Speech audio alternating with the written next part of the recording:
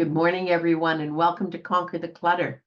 The podcast today is about perfectionism. After I spoke, I listened to everybody speak rather last week. I'm going to start over again. Sorry, guys. My material here did not line up.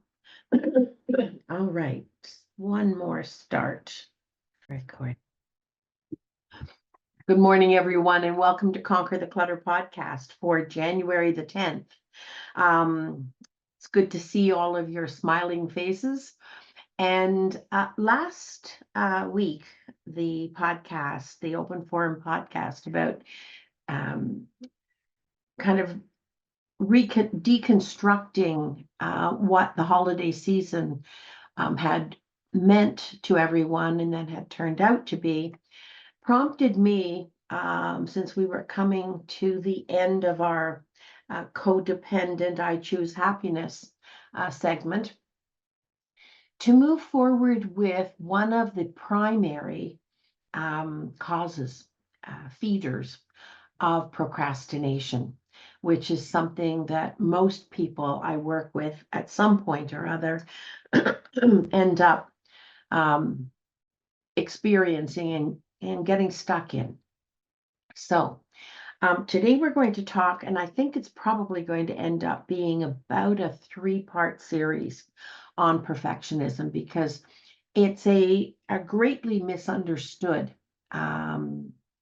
experience, a choice that we make. And those who get stuck in it find it particularly difficult to figure out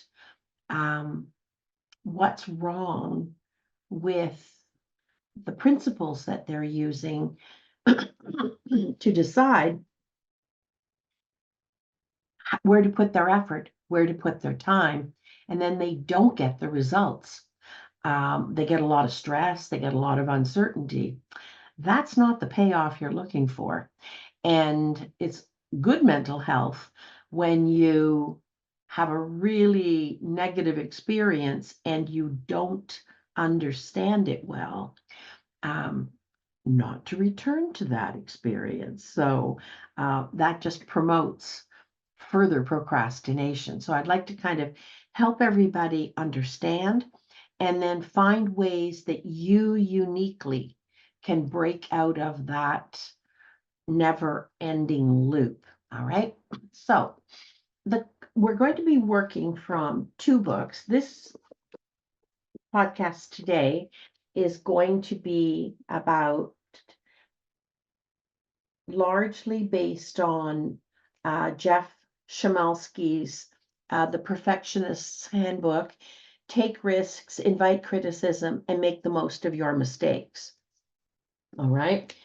So this is a good little book. And this is going to be what we build on next week.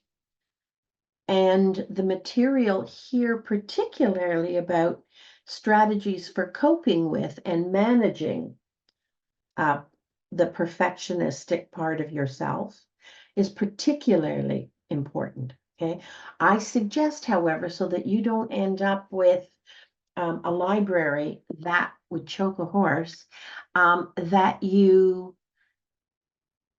see if these books are in the library. All right. Rather than every time I talk about a book, you go out and get it. All right. Okay. So the question then is, when is perfectionism working for you versus against you?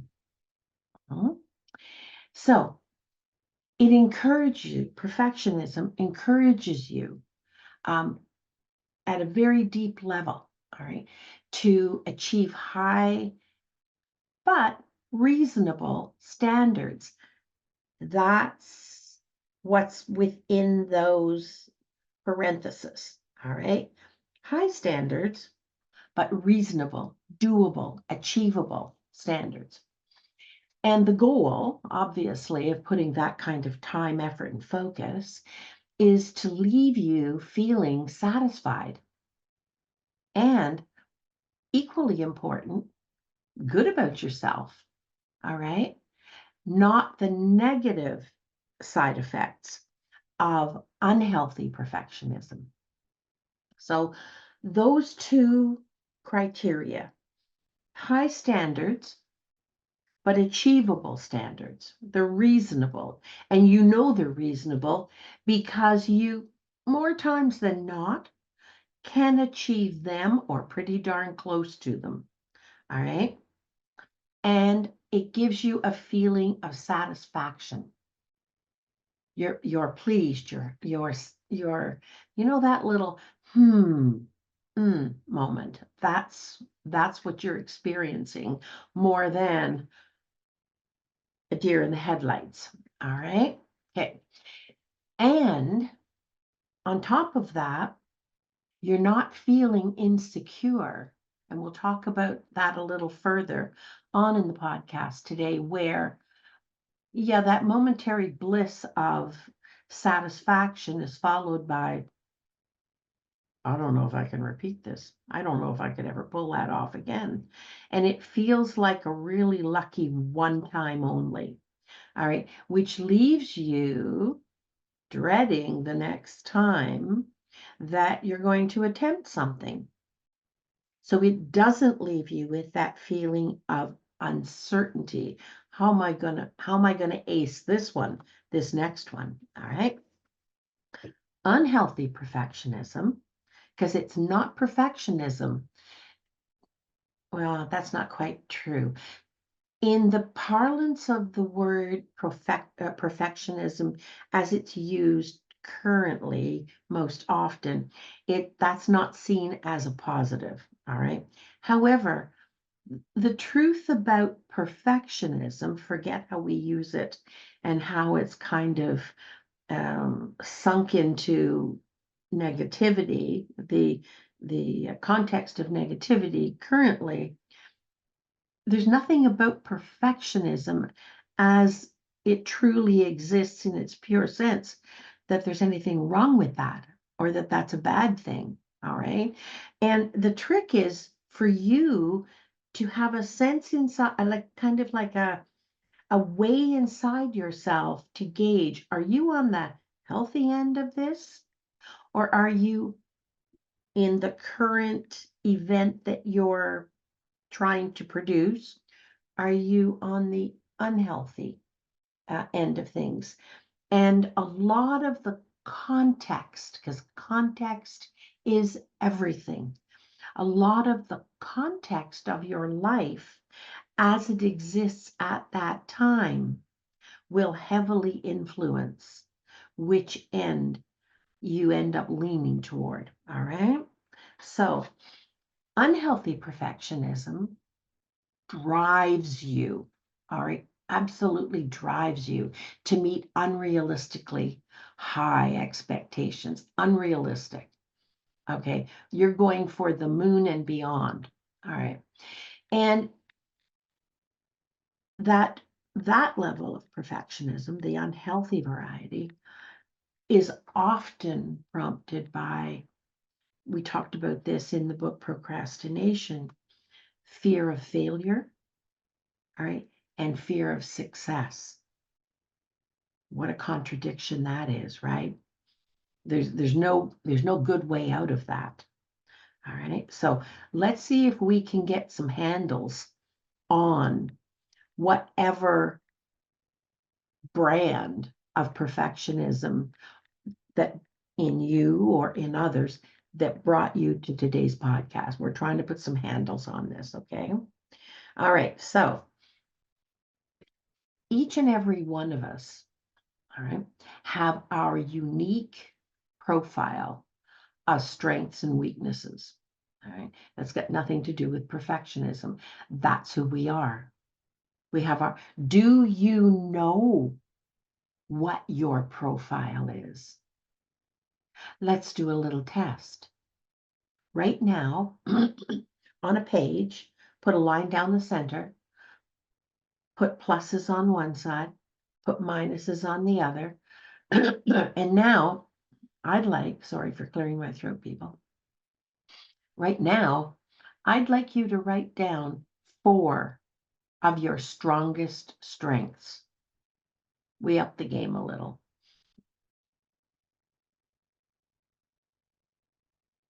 And then on the other side, I'd like you to put 4 of your strongest, most common, we won't call them weaknesses, we'll say not strengths, in need of growth and development.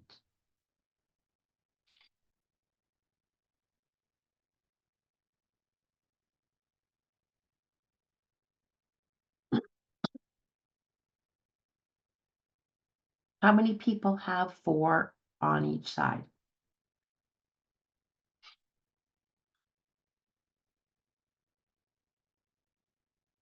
I see a few hands. Okay, so now, moving right along. Where are you currently today with the context of whatever is happening in your life today, good, bad, and indifferent, all right? Mine's a little better because we didn't get 30 centimeters of snow.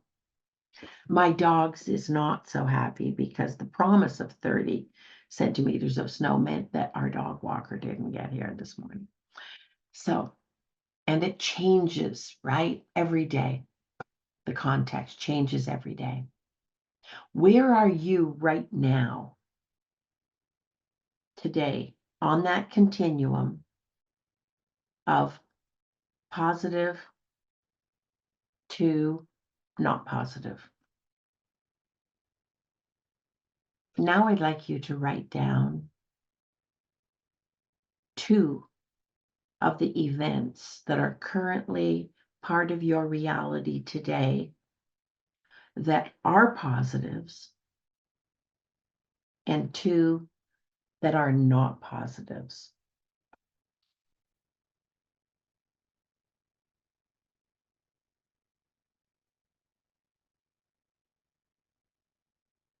And today, that is your current reality. That means that today you may have to draw on a strength that's a little further down your list.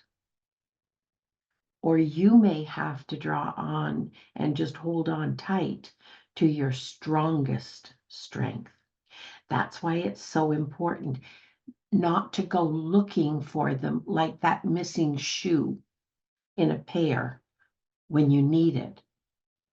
Keep reminding yourself every day, no matter how good a day it is, no matter how awful a day it turns out to be, of your strengths and your not such strengths. Okay? Okay. Now, in the Perfectionist Handbook, what Jeff Schmaltz is really trying to do is to help you and me explain to you, be more aware of what we're doing, okay, and why. The why matters, because the whole point of it is when we are aware of what that balance is for us, we can use the increased self-awareness. You can be having the worst time of your life, but if you can remain self-aware, you are way, way, way more likely to pull yourself out of a spin. All right? And not waste a lot of time and energy to do it. And that self-awareness, even of, especially of, the areas for each and every one of us that are in need of strengthening, in need of improvement, in need of practice or learning more about that on that negative side.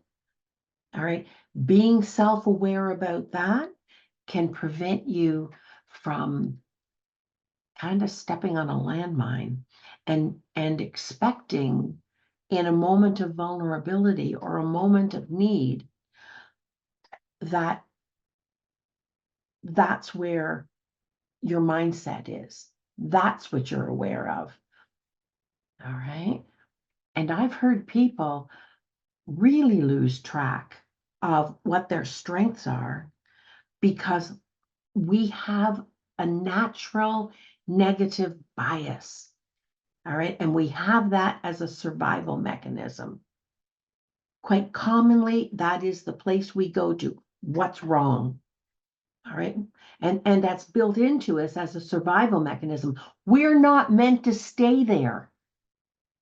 All right. We're not meant to stay there. So self-awareness is really important, particularly if you tend to be susceptible to an unhealthier range of perfectionism. Okay. All right.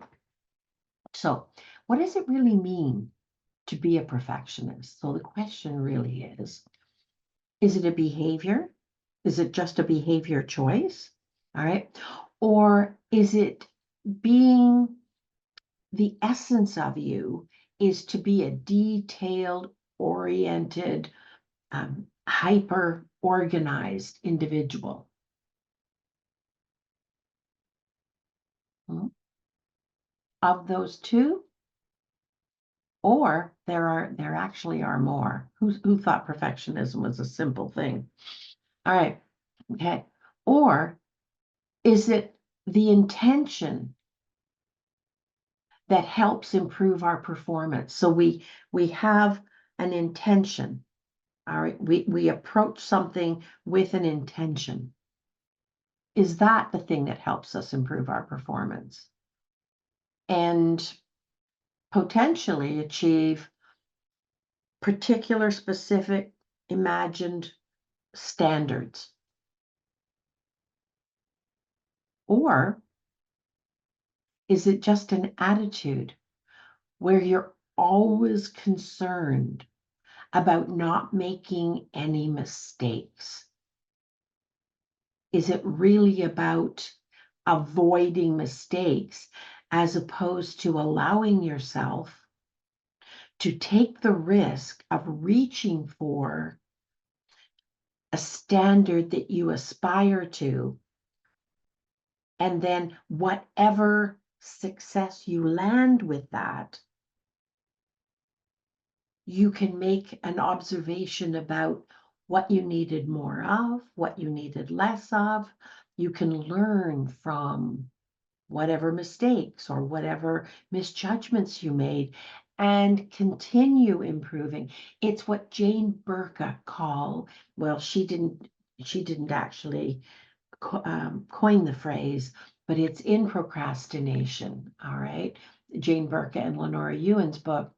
The fixed mindset leaves you feeling judged, inadequate, a failure. You didn't reach the standard. Here's what's wrong with what I ended up producing. The growth mindset is the other that we were talking about. And that is, not quite what I intended. What do I need more of? Maybe what do I need less of? Maybe I don't have enough information. Maybe I misjudged a part of a skill that's part of this thing I want to do excellently. So maybe I need to have a little bit of a side trip to a little more skill development. We can assess without judging ourselves as inadequate or a failure. And if we use that same strategy, even when we succeed, we never have to fear, oh, how am I going to pull this off again? You know, like the fear of the next attempt. How could it possibly be better? I've maxed out. You've never maxed out. If you allow yourself the courage to learn from how things didn't turn out the way exactly you hoped and planned, if you allow yourself that bandwidth and resist the urge to make it about you, you'll always be able to move forward because you're able to learn and you're able to adapt. The person with the most ability to adapt is the one that crosses the finish line in better condition and more able to do it again. Okay? There's another or. The other or with perfectionism is it really about that standard, that goal, that effort in order to give others only, we're talking only, a positive impression of you? Is your performance really, do you allow it to be made into, inside yourself, a measure of you? You are more than your performance. Okay. Your performance never defines you, no matter whether it's excellent performance or not so excellent performance. It's about the effort you made, it's about what you knew, and it's about how you prepared yourself with the skills, and you went to your strengths. You went to your strengths. Always go to your strengths. Okay? It isn't. What we do is not just about outcomes. It's about what did we learn from this? And sometimes when I do something and it is a supreme disappointment, I will say to myself, I used to watch this television show when I was little about this little monk. He was a little guy, a monk in training, and he'd go to his master, and the master would give him a goal, and he would go off and he would try it, and sometimes he beat the goal, and sometimes the goal beat him. And he'd come back and he'd talk to the master. He'd always had to check in, and the master would say, "What have we learned from this grasshopper?" Anybody see? I see some people nodding. Yeah. I say that to myself many times a day. What did we learn from this grasshopper? And also try to maintain, if one of your strengths is your sense of humor, the ability to see humor in things that don't seem that funny, actually. Um, it's such a kindness you give yourself to be able not to take yourself so terribly seriously, because then you know what, when it doesn't come off, when you really didn't pull it off, it's about needing to know more about something, or needing maybe to time the timing of when you try it, can make a big difference as well. And you can go back to it, and generally you can learn from your mistakes. All right. So, in other words, can you still be a perfectionist if you have a cluttered environment, a not so organized? Can you still be a perfectionist?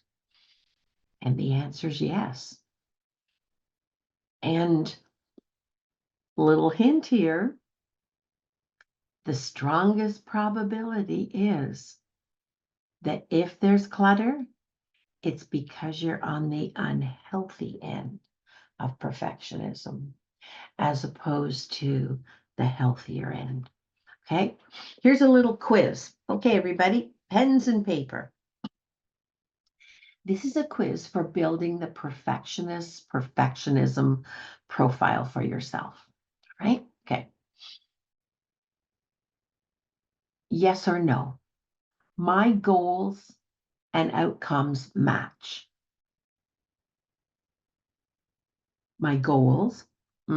Now, for all those people who shook their head immediately, almost preemptively, all right, I would like you to put down, just at a guess, what percentage of time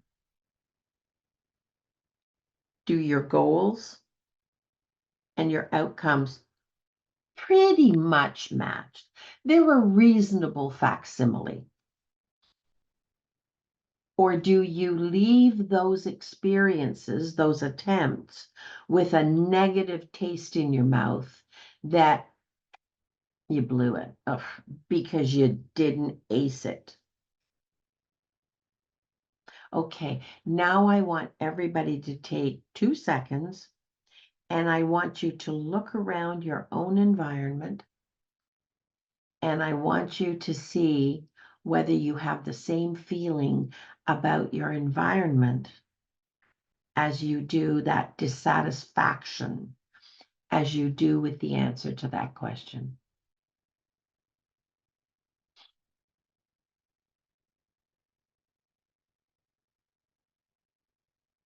What do you think? Do they mimic each other at all? I got a lot of, okay. Learn from that. Learn from that. All right. So, 2, are you flexible and adaptable? Are you able to say to yourself, aimed for something different. That's what's happened. You know what? I'm going to reflect on why I didn't pull it off. I'm going to figure out, did I have what I needed? What do you need? Where is it? How do you get enough of it to make enough of a difference? What was missing? What was missing? And you know what? That isn't going to be my end. I'm coming back to it, but I'm going to come back wiser and more prepared for further improvement. How many people here, this is a really good time to ask this question, how many people here actually overestimate what they can do and finish in the time? I think I have, how many people are here today? That's how many hands I have up. Okay, what do you think that means for the likelihood of, the likelihood, I see some faces here, the likelihood of success? Can you see that that's sort of like a Visa imprint? Okay, now learn from it a bit, reflect, be flexible, be adaptable. Nobody said this was just going to be Elaine reading her material to you and you were going to walk away a little more informed. Okay, no. Okay, now if you reflect on it, is there a pattern? Is there a pattern? And is that pattern a certain percentage? What can you learn from that experience? Because the people who nodded and went, all right, they did it very quickly, which means this is like a forefront in your brain experience. How is there a pattern? Were you half done at that point? Were you a quarter done? Did you come to it without the tools and resources? Enough sleep, plan, help if you needed it? Twice. I see a few people with their hands up like this twice. Yeah. Learn from that. The problem isn't necessarily you. Don't make it about you.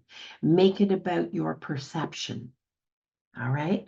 Make it about your perception. You are doubly ambitious. It takes twice as much steam in the tank.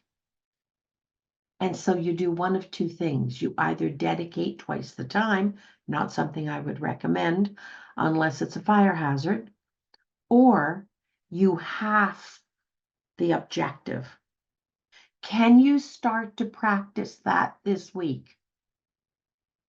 And if you need to half it again, better to end on a success. Giving it your best effort. I'm not talking about goofing off here. All right. I'm talking about giving it your best effort. If in the time you have to dedicate to that project, you only achieve a quarter, then that is your pace. Plan accordingly. Don't blame yourself. Don't judge yourself. Keep going. It just changes the pace. Don't make it about you being a failure. Make it about you having misjudged what this job was going to take. Okay? All right. All right. And when you finish, forgetting the time for now, how much energy do you still have in the tank? Hands up, thumbs up, lots of energy left for the rest of the day. Not so much. I'm headed for bed. Yeah. Ask yourself this question then. What is it about that experience that sucked the energy out of you? What is it? Was it your expectation? Was it your satisfaction or lack of satisfaction at having achieved what you what you intended to? So you had an idea, all right? You had an idea.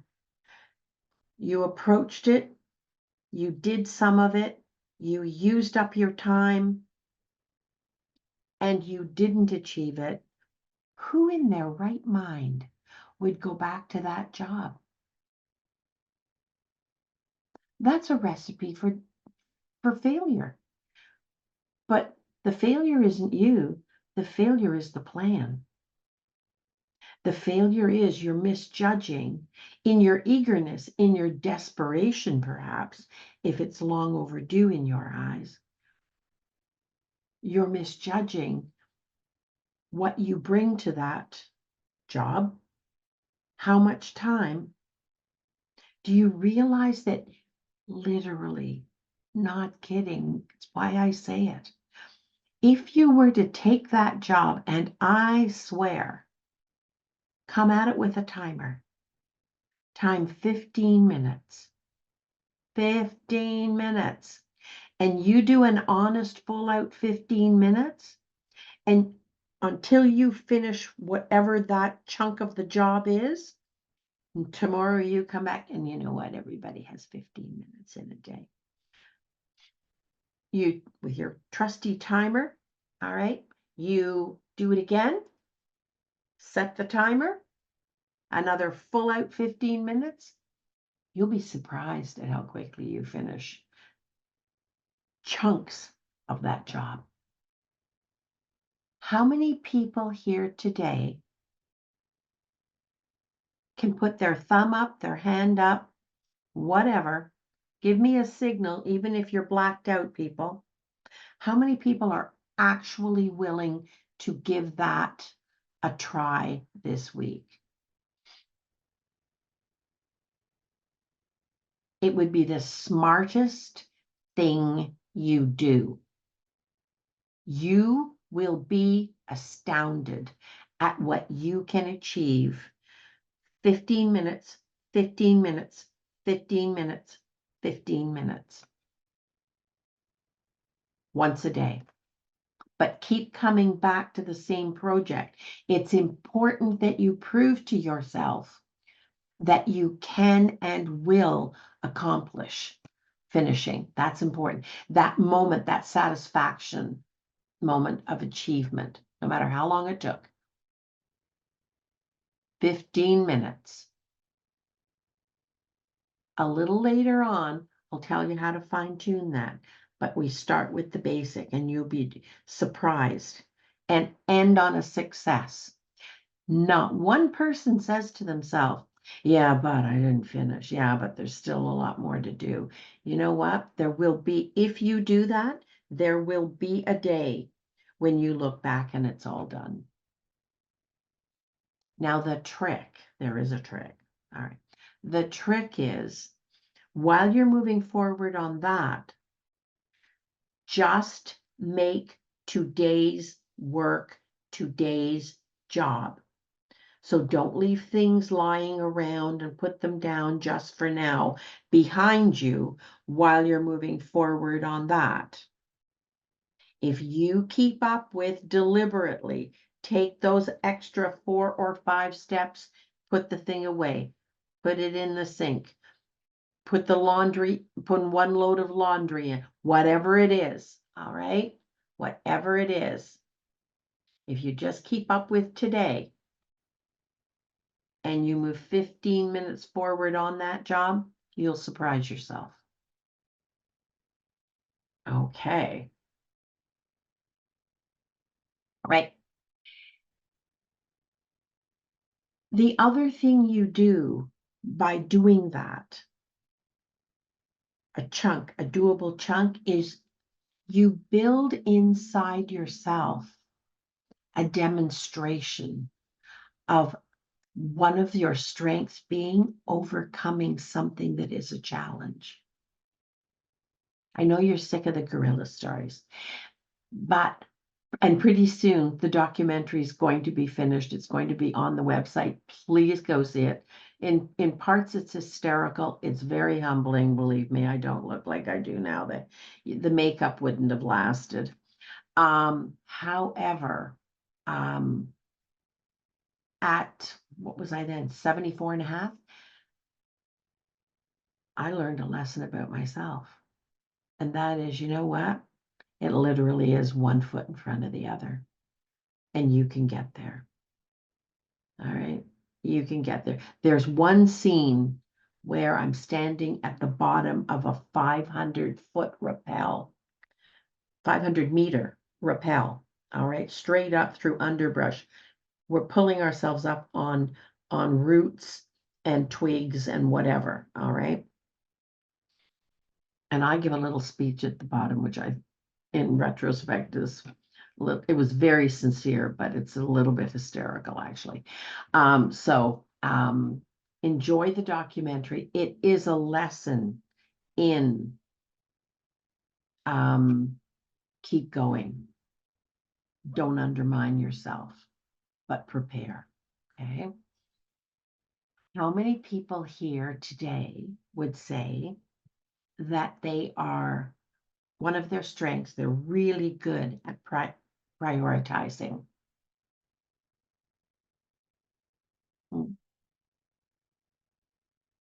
How many people here today find that they do set good priorities, but in the effort to complete that priority, they get distracted by being drawn off on something else they discover, the thing they're looking at? Okay, that's one of the reasons. This is not a pitch, but that's one of the reasons I'm doing that procrastination and ADHD workshop. All right, that starts later on in January. Those two things happen at an epidemic level with individuals who procrastinate and individuals who are living with ADD or ADHD. All right, much more so than depression, which sometimes goes along with it. But the ADD and the ADHD and procrastination are visa imprints of that distractibility. Okay. Okay. Hey, how many people here are really good at meeting deadlines? Hey, good for you, Nora. Oh, the degree to which you are good at something not so good at something is the degree to which you may be living a little needlessly, a little further down the continuum of unhealthy perfectionism. Perfectionism is a goal, all right? It is not always realistic, depending on the circumstances. But if you hold it as a sacrosanct need, a must, you're going to be unhappy and dissatisfied. And it's not a matter of lowering your standards. It's a matter of practicing your planning, practicing the plan, adapting the plan to meet more closely what an honest effort allows you to achieve.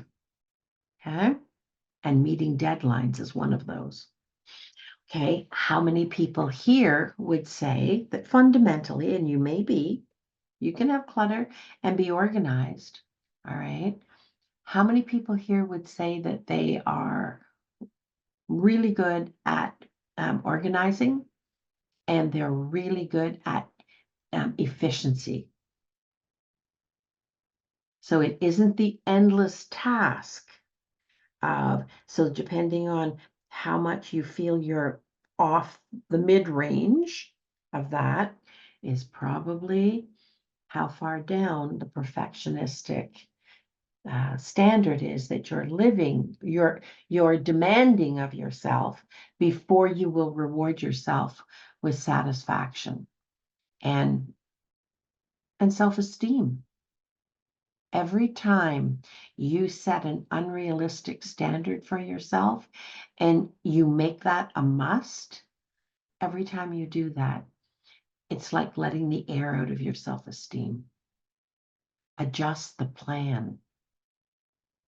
Better to do a plan that is workable, doable, and achievable regularly than to set a standard and a plan that you always end up feeling inadequate to. Much better.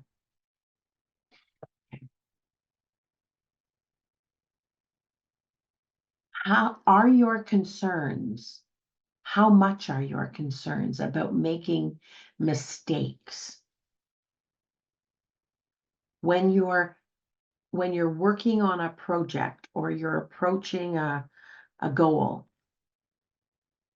how much of your mind is devoted to avoiding mistakes? And if I didn't make any mistakes, that's the payoff.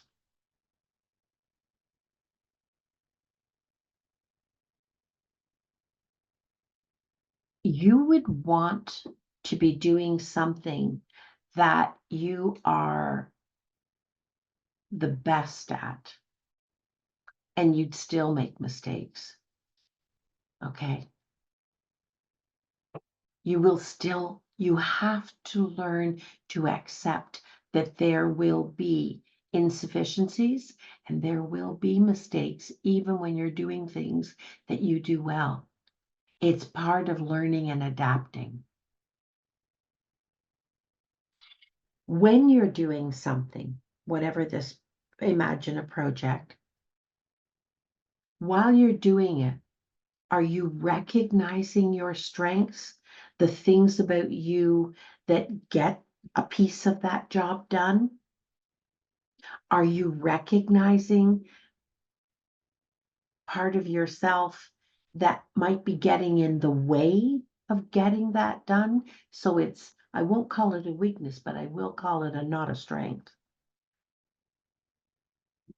Are you aware of those when you're doing that project? And do you reward yourself and acknowledge the strengths? And are you, please, when you encounter what we call a weakness or not a strength, please, before you beat yourself up, before you say something unkind to yourself or judgmental to yourself, take a second and be curious. and ask yourself a different question. Ask yourself, not my strong suit. What would I need to know or do not to keep doing that? Not to keep having to come around the corner and encounter that part of myself. What do I need to know or do better? So what do I need to learn? And because our brains are capable of neuroplasticity, you can learn it, but you can't learn it. You are doomed to repeat it over and over and over again if you can't look at it with curiosity. If you look at it with judgment and shame and embarrassment and negativity, nobody goes back to that. Look at it with curiosity. What do I need to know, do,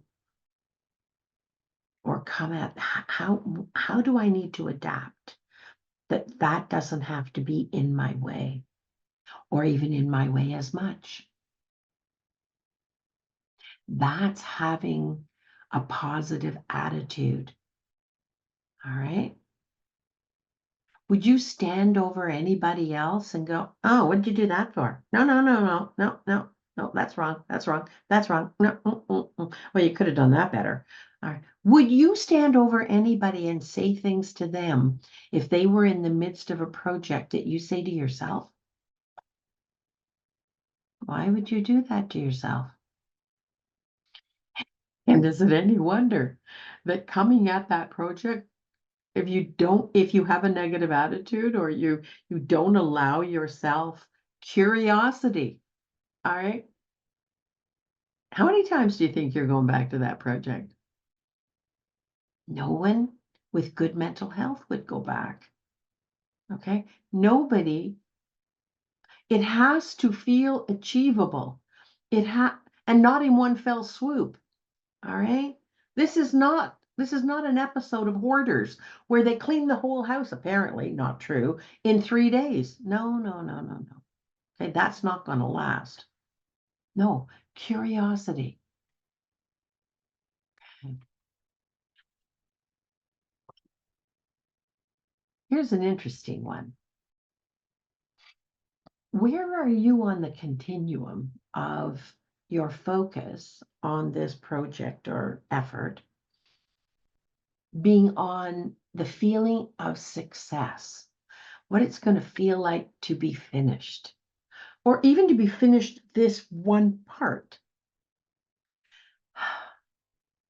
Or how many people are worrying about failure? Yeah, but look at how much is left. This doesn't count.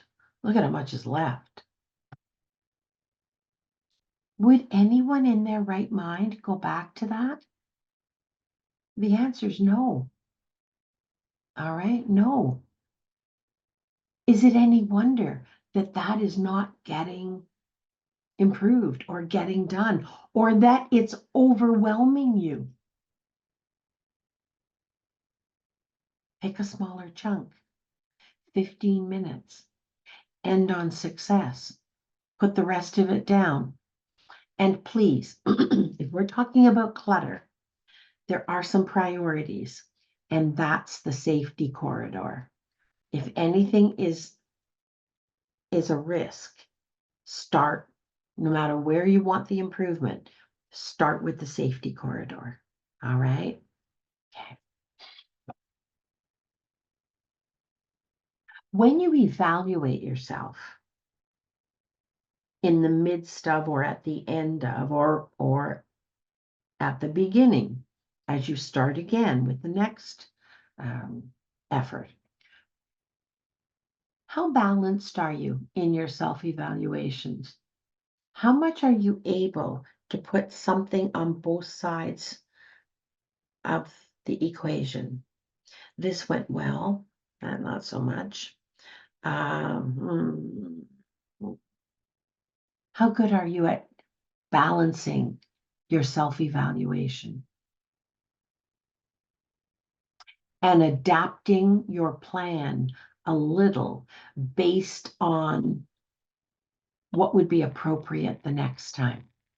What little adjustment would you make?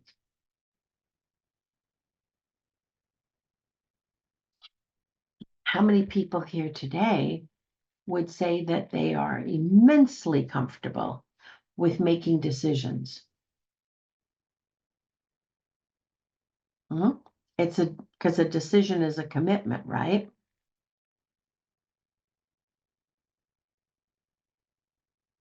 And depending on the decision you make, that is committing to being judged for the outcome, right? Every outcome has stages of progress. Every single outcome, good, bad, and indifferent, has stages of progress. And I'm betting for those people who went, oh, all right, I'm betting that when you get to the end, you evaluate yourself. You are not the project. You are not the project. All right. You are more than the performance you pull off. The most intelligent, the most capable, the most committed individual who uses a bad plan gets bad results. And that doesn't make the person equivalent to the results. You are not equivalent to a bad result. Because if you couldn't imagine what that end product would look like, if you couldn't even imagine that, you wouldn't be able to imagine success, the success you see. Never judge yourself, judge the plan. This plan is clearly not as workable for you. What adaptations do you need to make in it? And sometimes some of those adaptations, everyone, sometimes they are come to truth moments with yourself. Let that possibility in. Tomorrow, you should not be the identical person to who you are today, or you learned nothing today. If you're going to make an effort, you're going to put all that time and energy into making an effort, setting a plan, chipping away at it. Why would you judge yourself? Adapt. Adapt. What do you not have that you would need in order to make the progress you're looking for? And don't anybody say the progress is it's done. It's done happens as a consequence of achieving smaller projects along the way, consistently, just little tiny chunks. That's how success is achieved.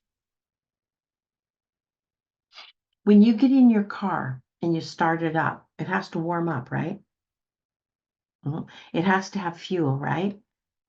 And you want to go from wherever you are to 100 kilometers. Did the car just go boom, boom and get you there?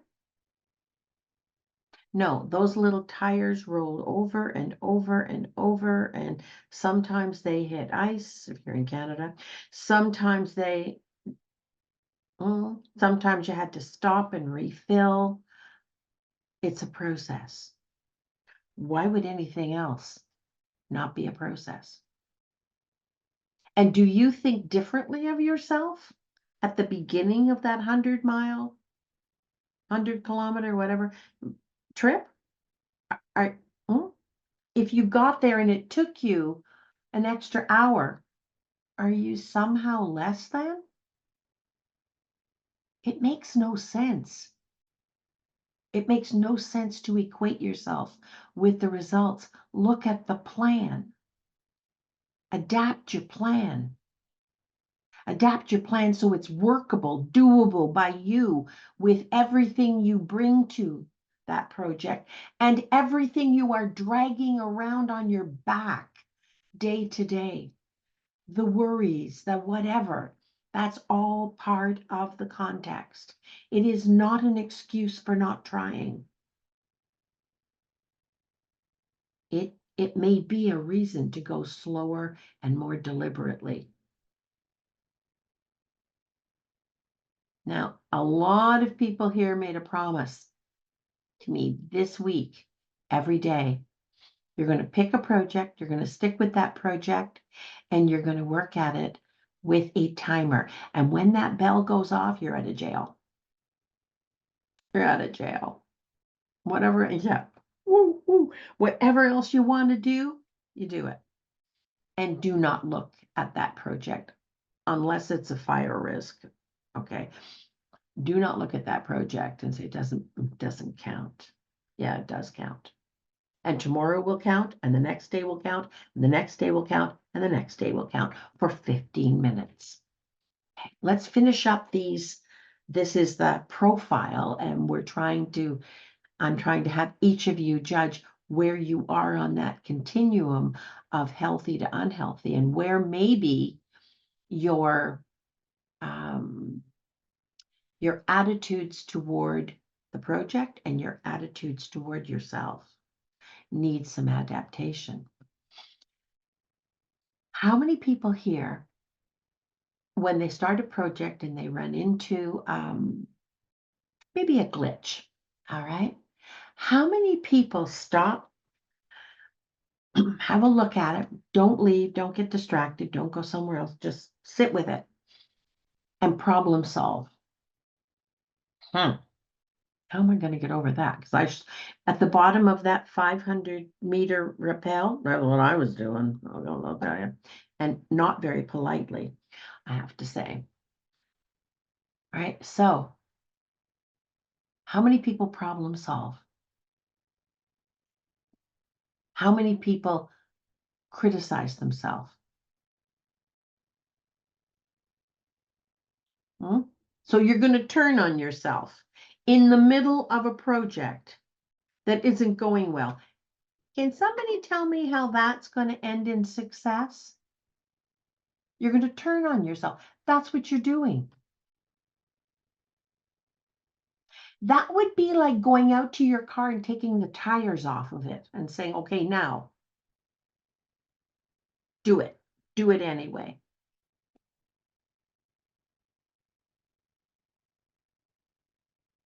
Before you turn on yourself and you judge and criticize yourself, critique the plan. There's something about the plan or the resources you're coming to that plan with. All right?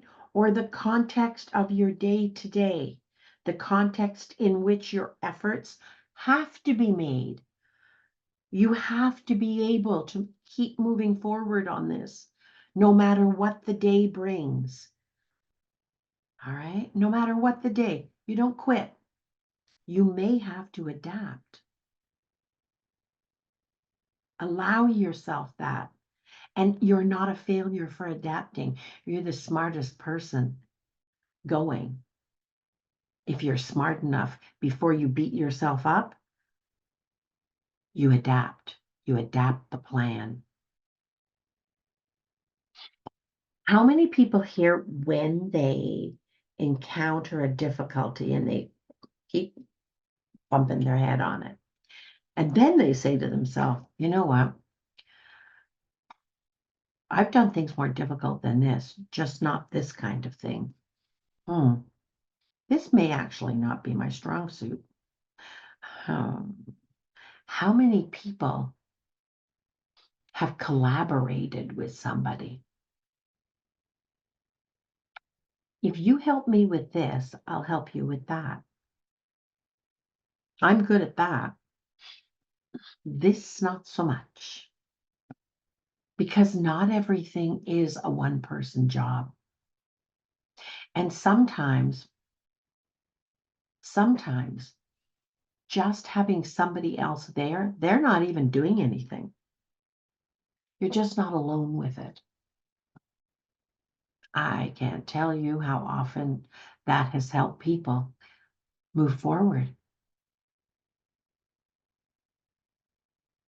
Do it and return the favor some other way. What do you need?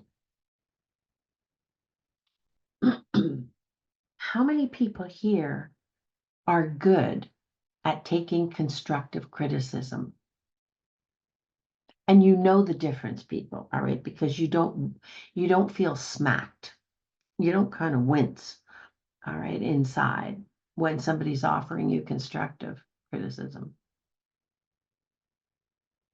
Because part of adapting the plan might be whatever's required is not your natural way of thinking.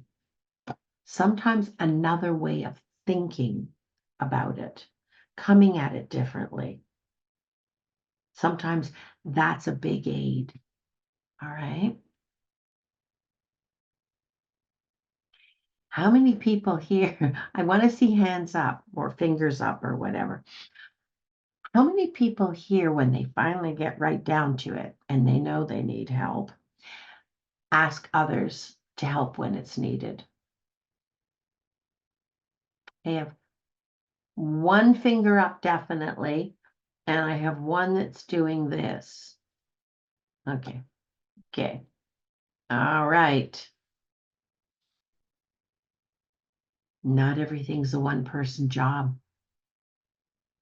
And even some things that are one-person jobs, sometimes you can be in a period of your life where for you it just isn't a one-person job. All right. Nothing says that these tasks are going to have to be done when life is going swimmingly. If you need help, get the help you need.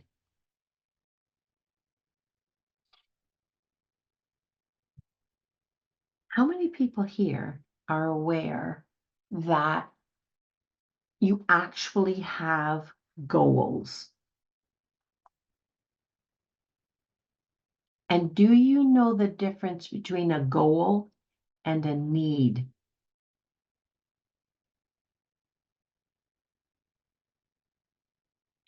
No job, no work should be a need, because a need is a personal, it fills you or it empties you, depending on whether it gets met. A job is a job. Work is work. Clutter is clutter. Disorganization is disorganization. Okay, it's not you. Having a goal and not personalizing it, not making it about your self-worth, how clever you are, how successful you are. All right. Not personalizing it is very important. You personalize it and you just really have muddied the water. It's a job. It's work.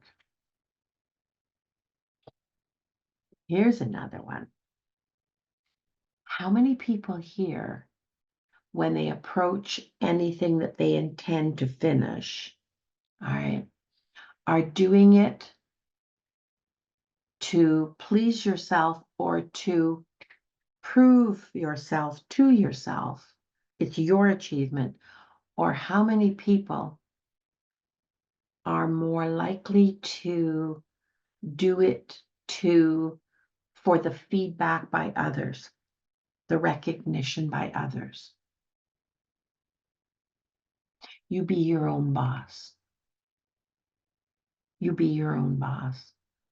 Okay. Having an internal locus of control is safer and more fulfilling than having an external locus of control.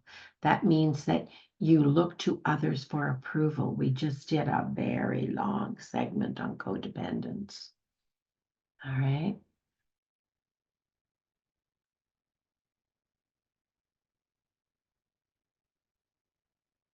How many people here find that there are advantages and payoffs in being perfect or striving for perfection? I don't think you'd be here if that was true.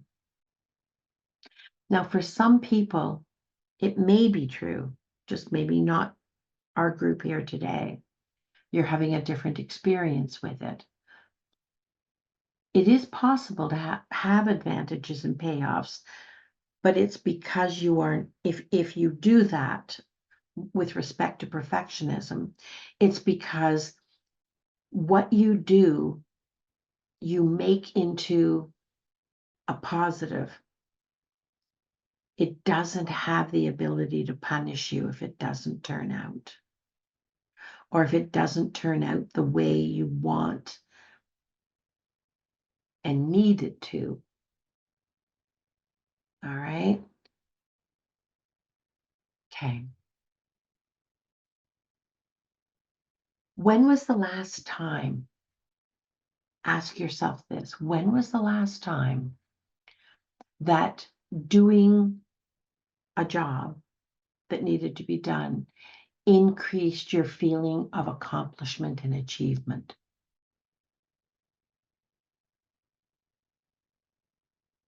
When was the last time doing a small chunk of a job toward a longer term goal that you were just dying to have finished yesterday? All right. You allowed to give you a feeling of accomplishment and achievement, recognizing the job's not done.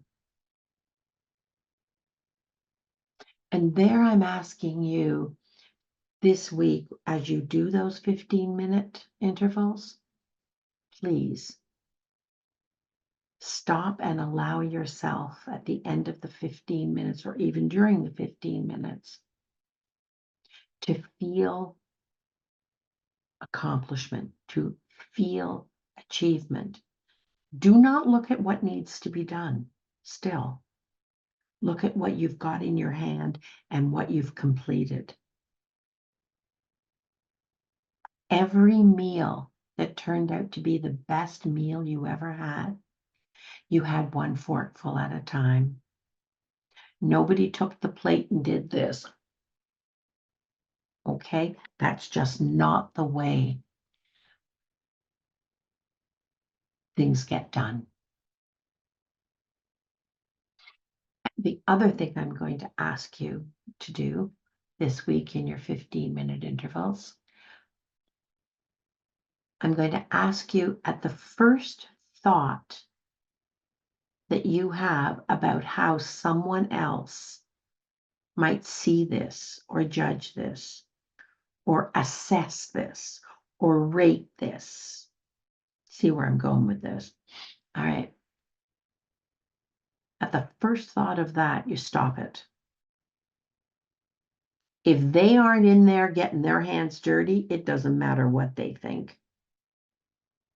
Now that there are some exceptions, the fire department does get a vote if it's the safety corridor. All right. Landlord does get a vote, but they're not here right now. Allow yourself that sense of accomplishment, that pride of achievement for what you've done. And if somebody else makes a positive comment, that's a bonus. That is not what we're looking for here. That's not what we're aiming for. And then, last thing I promise, in that 15-minute interval you're going to do every day, when it's done, when it's finished, Have you allowed yourself to feel a release of some tension?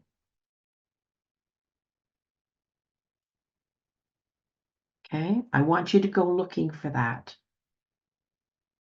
because no one in their right mind goes back to a job that doesn't give them a feeling of some level of achievement, some level of personal satisfaction and accomplishment. That would be crazy. Who would do that? I'd really worry about everybody here if that was something you settled for.